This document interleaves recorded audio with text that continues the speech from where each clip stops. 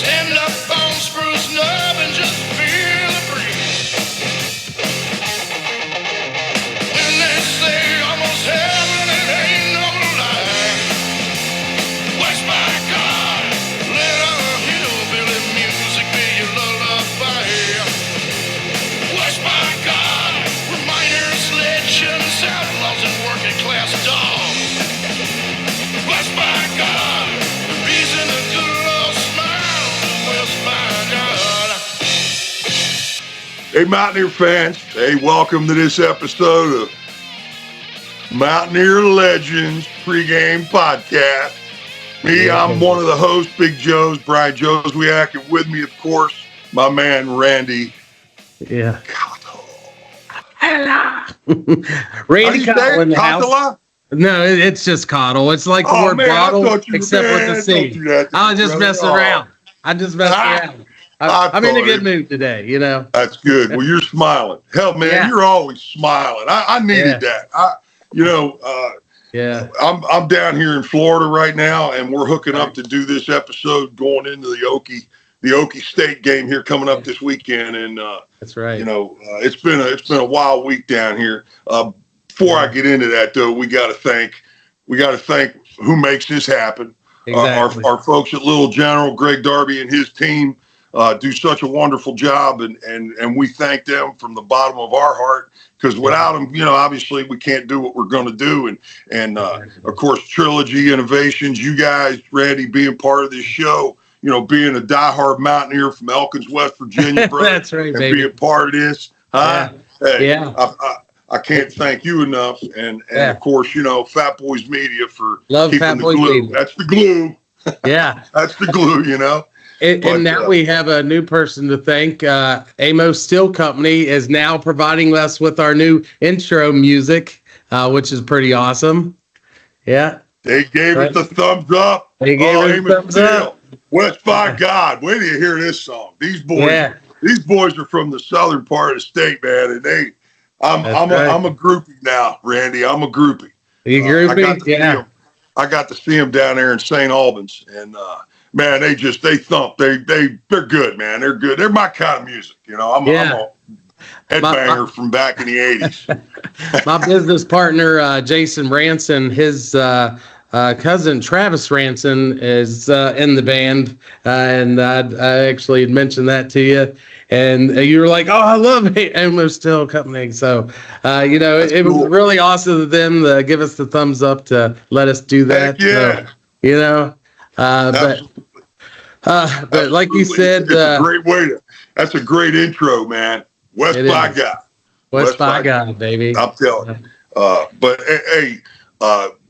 And with that, this team that we've put together, this Oklahoma State game, obviously, we're out there in Stillwater or whatever the name of that place is there, Junkwater, Oklahoma, or whatever it is. I don't know. But next weekend, October 12th, we're taking the show on the road. All right. We're going to do what we do best. We're going to go get in front of a fan base down there in Myrtle Beach, baby. We got a hell of a lineup too. When you say Mountaineer legend, okay, when you define Mountaineer legend in terms of football, obviously, the performance on the field at WVU, and again, what you do after in football, helps build that resume, if you will. And the crew that we're going to take to Myrtle Beach. I'm excited. Tell me about it. Daryl Talley, of course. The crew that we had up at the pit game. Yep. All right. So Daryl Talley, Big Mike Fox, Major Harris. Yep. Are going to join us, and then coming in Saturday morning to be there. Thank goodness it's an 8:00 kickoff, so we got the whole afternoon to hang and party at the Sundown down there in Myrtle and hang out with some great Mountaineer fans. Aaron Beasley's going to roll in, and Mike Vanderjack. Hey, you know what? Yeah. I figured, damn, we got to get a kicker. The kicker. Kickers, they're a little goofy anyway. So we're anxious to have him join us, and it'll be a fun time. Those folks down there, of course, Myrtle Beach, West Virginia, I mean, it's like synonymous, man. You know, Yeah. A lot of folks absolutely. that I know The Hillbilly coming down. Havana. That's right. There it is. There it is. It's gonna be a good time. So, but you know, I said, you know, this is you know, football's a game. Yeah. Football's a game. Football's a fun game. God, I wish I could play it right now. You know, I mean, but at the end of the day, it is a game. And you know, here this last week. And of course, we all know it's the topic of conversation across every table around the land, and of course, you know, worldwide. Really, with all the stuff that's going on, you know, the ports are in strike, and we need goods. But the swath of devastation that Hurricane Helene ramped up, man. Randy, you know, and I evacuate where I live right next to the Myakka River down here in South Florida. And, you know, I'm in a zone, what's called Zone A. So it's a floodplain. Okay. You know, my footprint sits at about 11 feet.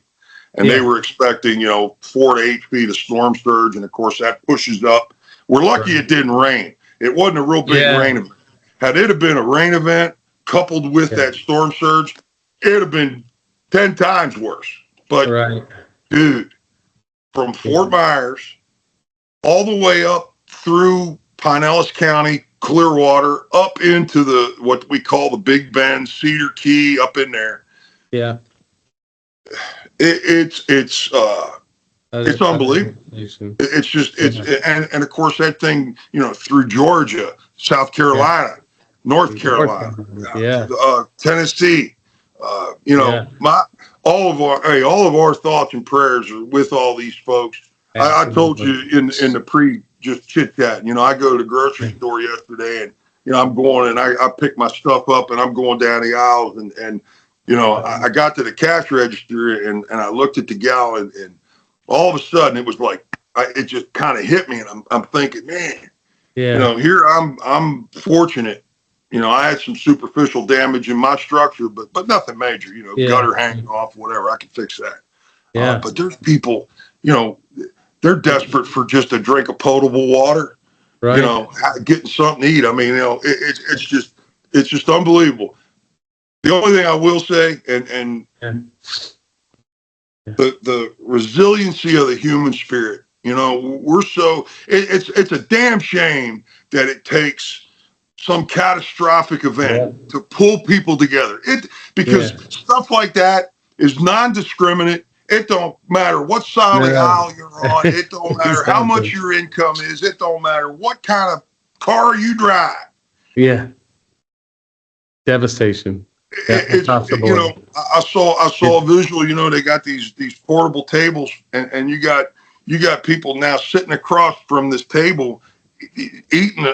I haven't eaten in 3 days, and I'm finally getting some rations. And here, you know, I live in a one-room shack. This guy lives in a mansion, and it don't matter. We're sitting at the same table, baby. Yeah, you know, and it's like it really it pulls it to perspective to the point where it just shows what kind of a people we are. Yeah, you know, and like I said, it's a shame it's got to come to devastation to do that. But you know, I mean, it's scary. It's just, but hey, we're gonna get through it. Yeah. I know there's still 1 million people. I saw this morning on the Weather Channel, still 1 million people without power right now. And like you said, it made that swath up through the Appalachians, right? And then, you know, us being from West Virginia as fellow Appalachians, and I've seen the devastation happen here in West Virginia. You know, all that rain that does hit, you know, just kind of goes down in the valleys, and those rivers rise, and it floods out the whole area. You know, it's washed out. I think Asheville, they didn't even have roads in and out. They became an island because it had just washed out everything, and just total devastation. It's crazy. But like you said, we are a very resilient people, and, you know, neighbors helping neighbors, and that's what we do in Appalachia, right? That's part of our grit. That's really what I think Appalachian culture can be associated with, is grit and a can-do attitude and helping each other out in times of need, which is You Agreed. know, when our backs against the wall, that's what happens. Yeah. Well, and it is that area, but it's also, you know, the folks of the islands that live down here in Florida, and you know, it's again, it's just it's human. It's what we are. We're, you know, watch a colony of ants. Oh All you yeah. gotta do. And watch the cooperation and watch the skill set, and that's what we are. We're that's and it's just such a shame that, you know, opinions get in the way and judgments get in the way, and actually our human nature gets in the way of what we really truly are. We are team oriented. We require each other. Isolation makes you nuts. It makes you lose out on all kinds of stuff. It's dangerous. We need each other, you know. And when it gets desperate, I mean, when you get desperate, I mean, think about this. See, you know, Coach Dillon used to talk about this. You got to play the game of football desperate. Why? Because it could be your last play. Yeah, exactly. You could blow your freaking knee out, buddy, and you're done. And if you got to live with the fact that your last play was junk, that's on you. And we always talked about desperation. He used to tell us a story. I don't mean to go off on this, but it's tenacity. Okay. Right. The resiliency, but the desperation, you know, it's like, we got to be desperate to get that freaking ball across the end zone, man. We got to be desperate to get a turnover. We got to, you know, and to feel that truly is it's scary.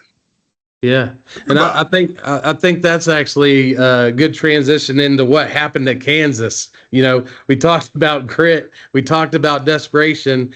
You know, we were down again late in the fourth quarter, and it was funny because, you know, that happened to us where we were ahead against Pitt. Kansas was also ahead the week before, and then they kind of collapsed. Now they had 2 weeks in a row where at the end of the game they collapsed, but we got that grit and we were able to pull it together and get that ball across and hopefully become that unit. And it's those times like that really, you know, just like with the Hurricane, you really become a community. I'm hoping that adversity and what they faced and were able to overcome it created that brotherhood that we always talk about, and hopefully that elevates them going into this weekend's game against Oklahoma State. You nailed it. Yeah. You just, Randy, you just nailed it, because when you can find the way to win, and you come back from that, it ain't over till it's over, all that cliche stuff, but you can find a way to win. You need everybody, and everybody's got to believe. If one of them doesn't believe, we got a problem. Right. And when you can pull it out and win, man, inevitably what it does is it builds the confidence in the plan and the trust between the player and the coach putting players in the right place, and the players going out doing their job desperately together, right? And you get that win, man, that you know, it just takes your confidence level to a new height, because now I can look at the game plan and say, yeah, man, if we execute, but when we execute the plan, we win. Yep. Man, that's huge, especially going into, you know, the open date. Oh, you know, that open date. But I mean, think about this. What, you know, we were 2-2. You know, we lost 2 on a big stage. But what you just said, Randy, about the comeback in the fourth quarter to win the game. Yeah. Man, that goes a long way. And now into your bye week, you get an opportunity to get guys healthy. Yeah. You know, I know that, you know, we got banged up a bit. Well, you know what? Hey, when you give a supreme effort, when you're desperate, and when you give that supreme effort to get something done, I got news for you, buddy. You ain't going through it unscathed. That's right. You're going to get some bumps and bruises and some scrapes and some twists, you know, and so that time frame, that allows us to get a little healthy. number one. Yeah. And they played. All right. They're 0-2. So they're coming in desperate for a Big 12 win. If I'm not mistaken, it kind of happened last year. They went 0-2 and then ended up in the Big 12 championship. Exactly. So, yeah. What's happened doesn't matter. And what is going to happen only matters to game time. This game right now. But that week, it allows us to do a lot of things. Number one, it allowed us, and according to, Brown and some of the comments that he's made during that time, you're able to self-scout a little bit. You're able to look at tendencies. You're able to make any kind of personnel adjustments. But the big one is you get an opportunity to really develop your injury plug. Guy goes down, we got to be able to plug somebody in there right now and not skip a beat. So last week, they were able to, get a little bit of work with the ones-on-ones.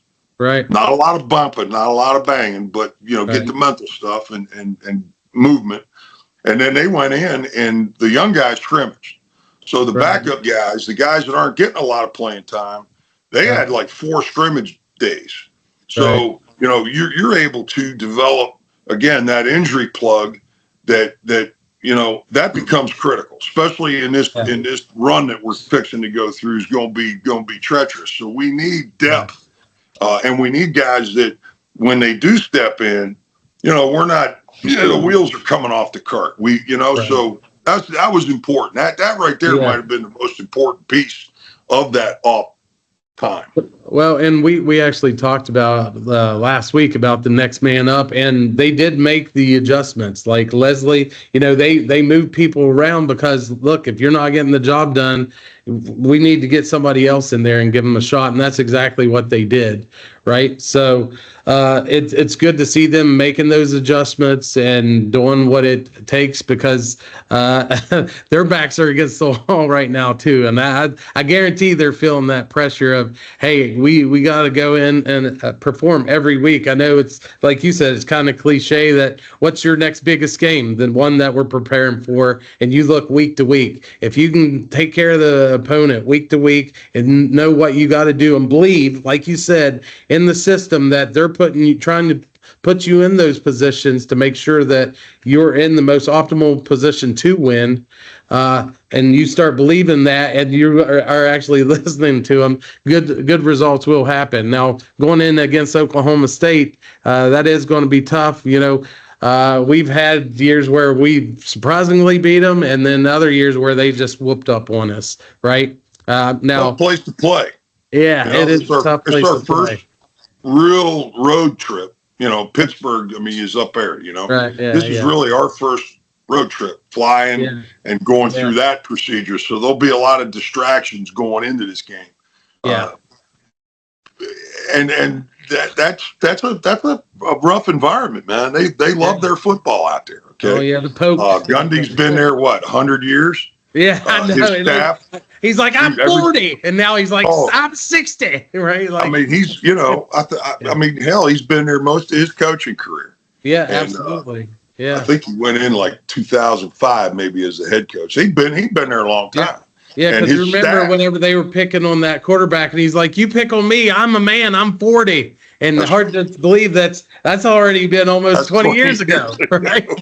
Oh yeah. So that mullet's getting a little gray, Oh yeah, I love it. That's a hell of a coach. Well, he is a great coach. Hair dye. Yeah, that. You can tell, man. Of course he does. Look at this. I'm 45. It's already coming out of me. That's why I said, look at me, man. I ain't doing that. The way I look at it. Hey, if this is gray and this is gray, I'm gonna leave this gray because I don't care. I earned them. Right. Damn it, I earned them. Yeah, the old silver fox. Oh shoot, But hey, we got a big challenge. Because again, we're going into their house. They're 0-2. They're desperate for a win. They got a hell of a staff. They're gonna get after us a little bit, and they got that running back. What's his name? Ollie or Golly or Jolly, whatever the hell his name is. The running back that he's good. Blew out 140 something yards in the fourth quarter last year against us. Right. but it's not been the running game here lately. No. Okie's only putting up little numbers on the ground, man. They're freaking airing the ball. Right. I mean, they're throwing. They've thrown the ball like 214 or 200 some number, and they've only given up one sack. And here lately they're putting up 250, 300 yards of passing offense. Right. That's a little scary. Yeah. Well, especially given our first 4 games, right? That's my point. We've been doing pretty decent against the run stop, but it's our pass defense that's kind of been suspect. But again, making those modifications, getting the right people in, and trusting the system. You could have the best employees in the world, but if you don't have a good system set up, your business will fail. Same goes with football, right? Amen. If you don't have the proper system, have the proper plays going in there, Right. bad things are going to happen, especially if you don't have the right personnel. Trust the system. And more than anything, and what you just said, here, do the job. Do what you're coached to do in those moments. Hey, obviously we got to make it tough on. We're not going to get a lot of sacks. No. However, we need to put pressure on him. We need to get him out of his rhythm and kind of force him. I mean, he's throwing the ball quick. He got getting it out. All right. Yeah. So now we gotta do some things like Aaron Beasley always talks about, man, as a DB guy. We can't be letting guys free release up the field. No. Even if I'm in a zone, if I'm playing a zone defense, if someone comes into my zone, it becomes man. I gotta get up there. Absolutely. I can't just let the guy run through my zone. I gotta pick him up and escort him through the zone. Right. So I can't. I got to be jacking guys up on line of scrimmage. That's what they do defensively. Yeah. They got big corners, and they get up in your face and they jam you in that 5-yard cushion. They jam you. So I knock you off your route. You can't just get into your route. And that takes the timing because most passes are spot passes. I'm going to put the ball in a spot knowing that receiver's going to be there. Well, now all of a sudden that receiver's not there. Now I got to check to my next read. Check down, right? The other thing they do a lot of here lately, and again, taking advantage of what they would have. If they gave that running back the ball 45 times instead of throwing it 45 times, he'd have 150. Oh, absolutely. Yeah. He's damn good. Right? But they're not doing that. They're baiting. They're baiting. You know what RPO is, right? Run pass option. Right. They have now built into their system where, I'm gonna illusion you a little bit. I'm gonna make you think that I'm gonna run that football. Lull you to sleep. It just all it does, it makes those linebackers right here. Yeah. And man, you got a problem. Or the guys attacking the line of scrimmage thinking it is a run. And now you got that intermediate route running right up in behind you because there's nothing in that space now. I bid on the run option, and now this guy's dinking the ball out there. So it's going to be interesting to see what their game plan is, and I think it really is simple. Your game plan is this is what we're going to do. Now, if you stop me, I make my adjustment, but I'm going to use my game plan, and if my game plan's working and you can't. You're not making the adjustment. I'm gonna stick with my game plan. So look for these guys to do what they've been doing best here lately. RPOs, a little bit of run, keep them honest. They're converting on their conversion downs. They're doing a pretty good job with that. They're not allowing any sacks. Hey, at the end of the day, you got to outscore your opponent. Yeah. Well, and it's funny because, sometimes whenever you have a game plan in the first half, like whether it's run or pass, and something's working, and especially usually run opens up the pass. Like if you can get, you're chopping off 5-6 yards a carry, right? Then, like you said, they start moving up and you dink one over the top on them and get a good pass play, go score, right? And then So for some reason, as a fan, I'm noticing this. You get down third and fourth quarter when things start getting tighter, and then it's like they move into this desperation mode where it's pass, pass, pass, and then they're getting away from the run, which opened up their pass. Right? How many times does that happen to where it's like, what are you doing? Jamil or Donaldson is like killing it in the first half, and then we went away from that, right? But I see that across all types of football, not just Mountaineer football, but it happens all the time. But to your point, I don't know why they sometimes get away from that. It's like they have this first drive plan and they go right down the field and score, and then after that it's like nothing. It's like and I guess maybe it's because there's adjusting throughout the game. That might be some of what's happening.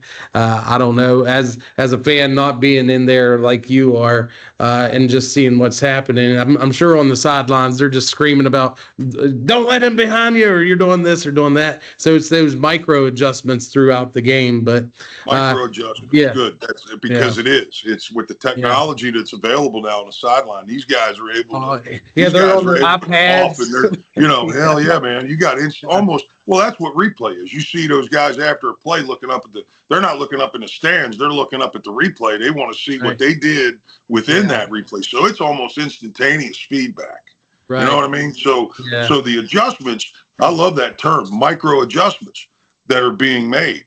But if you shift away from your game plan that's working, I don't understand that either. That don't make no sense. Now, I understand this. If I'm down 3 touchdowns, and I'm grinding the ball on the ground, I'm wasting time. I gotta do some other things. Yeah, granted. But when you're, within, 7 points or 6 points or 10 points, there ain't no reason to leave, what you're doing best. If I'm crunching that ball up in there, 4.5, 5, 6 yards a carry, if my math is correct, right, exactly. Every 2 touches, I'm getting in either third and short, which is an easy conversion, or I'm getting into a situation where I'm cranking out first downs on the ground, which means my time of possession is going up. I'm holding the ball. I'm keeping their offense off the field. Right. That's giving your defensive rest. Damn right. Give the defense rest. And Big 12 so many times, in Tennessee's doing this, and there's even Alabama starting to do this. Back in the Rich Rodriguez days, we had the hold the rope and spot the ball, right? Where it's basically a 2-minute offense all the time. And it's funny because you'll see all these teams that wasn't doing anything, and then they'll move to a hurry up offense and they start clicking, they go right down the field in like 30 seconds and score. And then as a fan, you're like, why are we doing this all the time? And then some of these programs are doing that, right? I think that's why Tennessee's been so successful. It's not letting them get their defense package in there, and they're not getting in and off on the ball, and just randomly throwing that in or starting to do a hurry up whenever you wouldn't normally do it, I think would probably get the defense out of balance a little bit, and maybe you get a couple dinks, right? And part of it is, and a lot of people, obviously they're riding Neil Brown or whoever the coach is all the time, but it is a strategic chess match, really. Like, you're trying to figure out what they're doing, and they're trying to figure out what you're doing, and then it's just being able to putting the people in the right positions. I hate to keep saying that, but that's exactly what it is. And if they take your queen, you know what I mean? I've played hundreds of games of chess in my lifetime. And you study it and you look at it, you make a move, and all of a sudden from over here, the guy comes in there and takes your queen. It's like, whoa, wait a minute. So football's short-term memory. There's no such thing as like it's not momentum. I don't think it's that. I think it's confidence. And each week is a new week. Each game is a new game. They are segmented. And we're going to go from Monday to Saturday. And then we got to put that one to bed. No matter what the outcome was, doesn't matter. Right. And that becomes critical. The mentality. And that mentality is within a game. I've got to be able to make adjustments, but I've also got to be able to overcome, that turnover or that big penalty or the nuances that happen within the game. And many coaches, Coach Nealon, coaches that I had in the pros, you'd always hear the head coach discuss, the 5 plays in a game. And I've said this before, and I'll say it again. You got about 5 plays in every single football game that you can look at that determine its outcome. Yeah. Whether it be a turnover or a guy catches a punt, returns it for a touchdown, boom. Big plays happen. Okay. Right. How do you know when they're coming? You don't. So you got to go out there with a mentality of, I'm going to do my job each play. And if something does happen, I can't dwell on it and I can't look past it. I've got to meet it, greet it, forget about it, and get ready to go right now.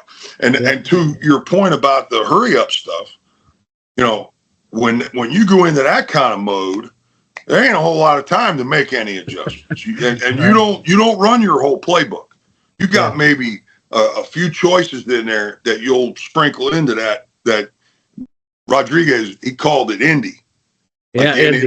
500, man. When they went Indy, man, they went full speed. Pop, pop, pop, pop. Right? And it changes the momentum. It changes the pace. It makes that defense struggle with making adjustments. Yeah. They got to make them on the fly. And you got to hope that you got the right people in there, So it is that chess match, man. It's a great chess match. It's like that. It goes back to that muscle memory, Potter. Right? What's that? It goes back to the muscle memory, right? Because you're tired. You just hit a guy. You get no time. You're running back up the line, right? You don't have time to think.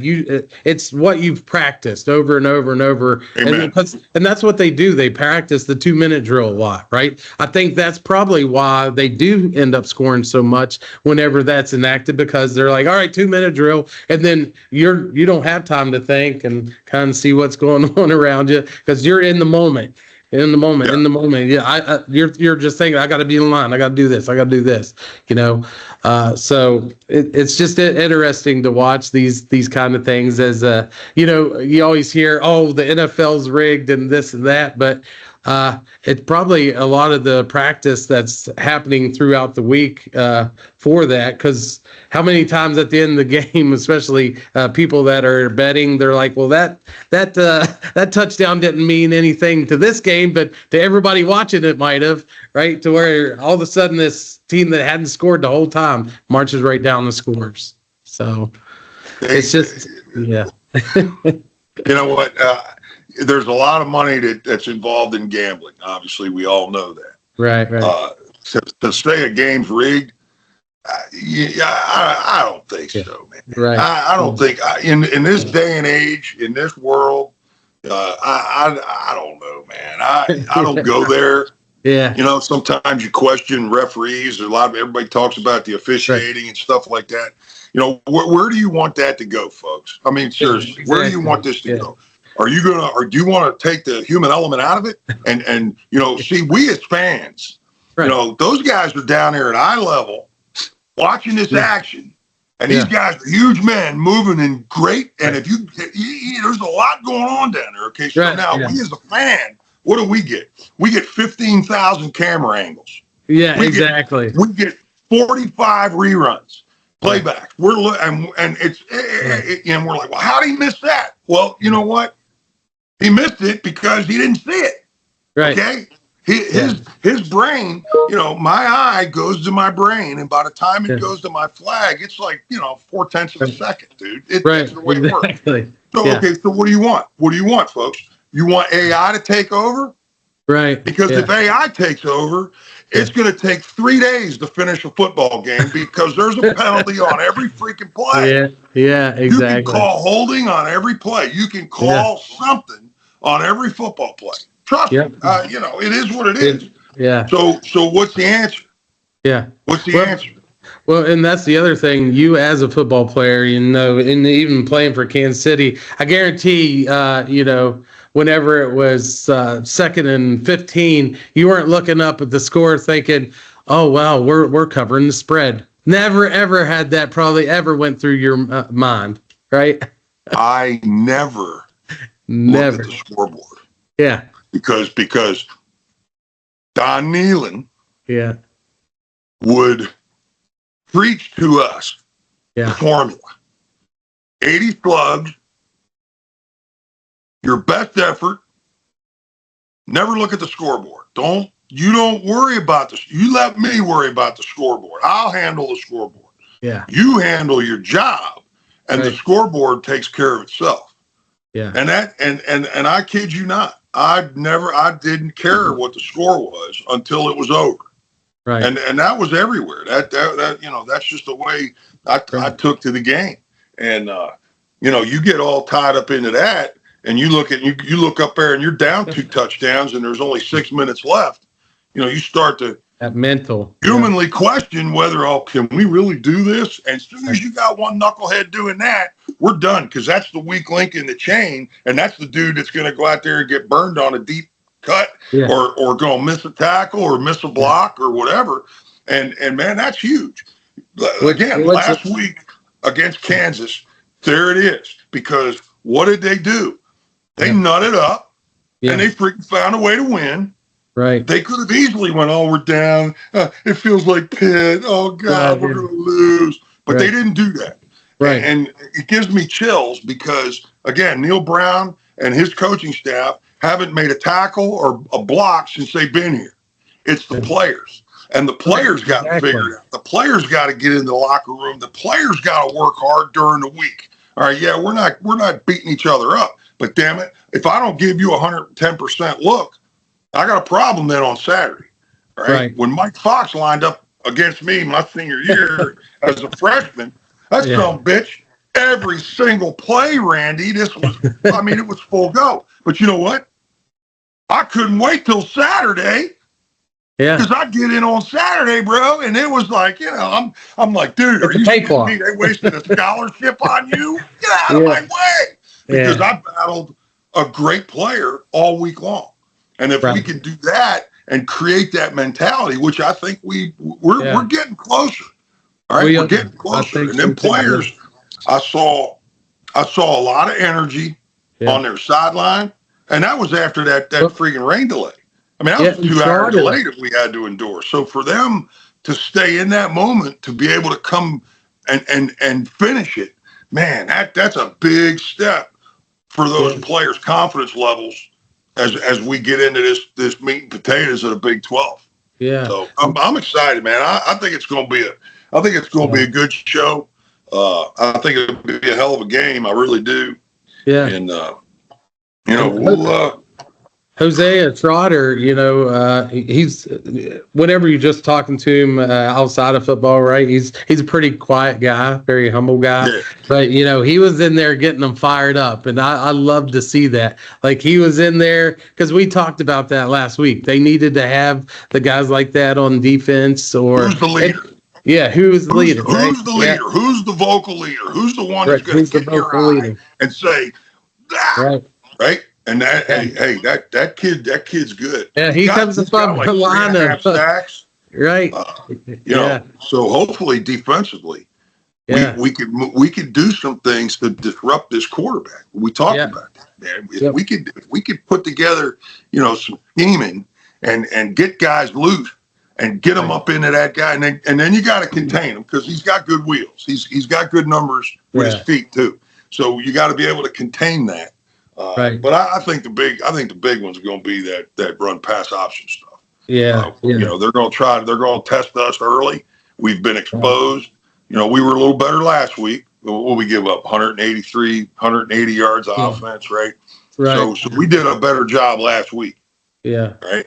Against a good quarterback. I mean, he's an elusive quarterback. Yes. Yeah. Exactly. Oh yeah. Hey. Well, I mean, that's when you gotta get people to the ball then. I mean, when you got somebody that's going to try to move around like that, you got to play your coverage and do your things. But when that guy commits and he starts going, we got to be on him like freaking bees. Exactly. Yeah. Yeah. So I agree. It's exciting. I think it's going to be a fun one. I really do. And it'll be a hell of a game. Be a hell of a test. Yeah. Well, and I know, of course, after this game, we'll have the one following up next week, and you're going to be down in Myrtle Beach, and we're really excited to be doing another live show, and like you said, doing autographs, handing stuff out to folks. We had a good time up in Pittsburgh, and like you said, there's a huge following down in the Carolinas for West Virginia football. So I know there's going to be a lot of people coming out. Hey, we win this one. Yeah, we get this one. We're 2-0 in the Big 12 going into that game, and that game's got a lot of little interesting, side stories, right? I mean, Anthony Beck's kid is the starting quarterback for Iowa State, right? Which is pretty cool. I guess he's coming in. He wasn't able to be there for the Hall of Fame induction, a couple weeks ago. Because he was with his family. And of course, that always comes first. And but he's coming in. They're gonna probably honor him at some point. For his thing. His son's the third. I don't even want to get in on that because there's a lot of legacy guys out there from WVU that their kids are playing at other schools. Right. I mean, I wish it was. I'd like to see those guys in Mountaineer uniforms, but that being said, too, my son made his choice, went to South Florida. Thank God, and I mean that, and I mean that in a good way. Right. When you follow in the footsteps of a consensus All-American that really kind of thumbed his nose up at going to class and being a great student, if I come in as a freshman. I'm going to be automatically compared to your dad. So you got to be a really good football player, and you better go to class. You know what I mean? So my advice in that period of time, like the advice that Anthony Beck gave his son, John Ray gave his son, Tom Robstock gave his son, was blaze your own trail. Yeah. Look at the Manning. You got to do as a man. You make your decision and you go do what you got to do for your walk. And and the only thing we can say is, hey, we're proud of our sons. So, you know what I mean? And I just hope that Anthony's kid comes into our house and has a crapola football game. Well, here's the thing, too. It's an 8 o'clock game. Yeah, we love you, Anthony. We really do. We love you. Yeah. But, right here, buddy, right there. That's right. But here's the thing about that game. I'll be there at 6:30 a.m. The game is not until 8 p.m. and it's going to be a coal rush, right? It's going to be all black in there. And then, but it's that Mountaineer magic that we talked about with those late night games. So the hype machine will be in full force. Moonshine magic. Yeah. Moonshine magic. Yeah. There's probably going to be a lot of that happening in the blue lot for sure. But, you're going to get them hyped up that morning before the game in Myrtle Beach. There's going to be a huge watch party there. But here in Morgantown, it's going to be nuts because it is the coal rush. The different stuff that's going to be going on that day. I'll say this to you: I struggle, right, except for this game, right? Because West Virginia is about coal, always has been. It's a big part of who we are. It's a big part of our identity, and the working mentality of getting down there and getting it done. So to honor our history and our legacy of what we are, right? Yeah. I got no problem with it being a coal rush. Now, any other time, any other game, I don't really like. I like the gold and blue, baby. Yeah, the blue and gold. Let's go. Yeah, exactly. But honoring our heritage, absolutely. I got no issues with that. And like you said, man, that ambiance with those new lights, again, this game against Okie State becomes very, very critical in our walk Yes. trying to do what our goal is, and our goal obviously better be damn win the freaking Big Big 12 championship. Yep, Let's go. absolutely. And but we gotta handle this one.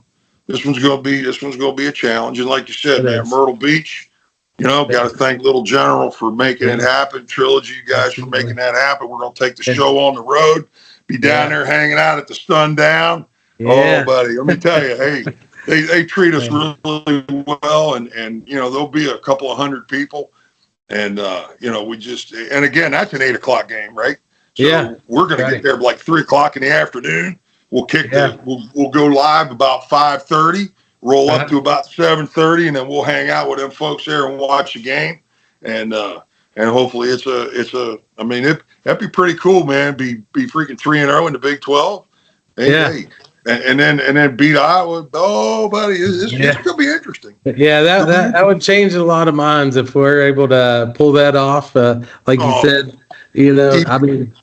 I mean, we lost to Penn State, and they wanted to run everybody out. There's a handful. There's always the naysayers. Me, I'm always and forever going to look at it from a player standpoint. From what I got to do sitting in my locker, right? For the fans, but at the end of the day, it's me putting out, my product out there for everybody to judge and everybody to look at, and to collectively as a team or a unit, we've got this obligation, if you will, to the game, to yourself, Right. My mother always said, "Don't you ever play like that again. That embarrassed you." Right. I said, "Yes, ma'am." You don't want to, Yes, ma'am. One person you don't want to embarrass, your mother. God's honest truth, right? Yeah. My first football game ever, 10th grade, Catonsville, Maryland. First football game ever, because I didn't play Little League. I was in the band. And I finally started playing football in 10th grade. First game of the year, man, it's against Cardinal Gibbons.